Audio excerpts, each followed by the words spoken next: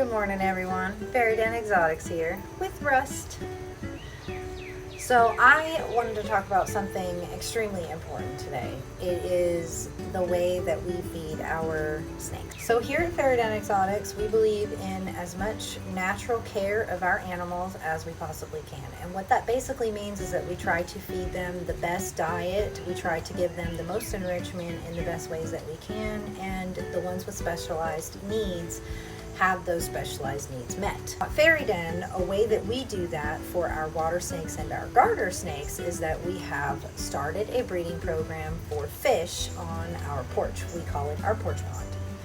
The porch pond has several fish in it that are from the pet store, but after lots and lots of research, I was able to find a small number of fish that you can buy at the pet store that are actually safe for your garter snakes and your water snakes, because they either contain absolutely no thymidase or they contain such tiny amounts that it would take much overfeeding of that species in order to cause damage to your snake.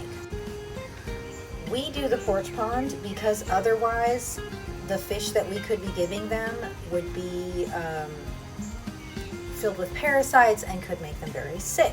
So as of right now, while we are working on the porch pond and our breeding groups are getting started, we are sourcing our fish, our silver sides, from a local woman who breeds minnows for her bait shop. They're perfectly safe. I have done the research. They are bass minnows.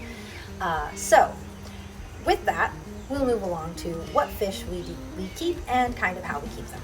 So currently the fish that I have found that are safe for our water snakes to eat and also add an element of pretty to our porch pond and later our enclosures are guppies, the fluorescent guppies, mollies, platies, and tetras.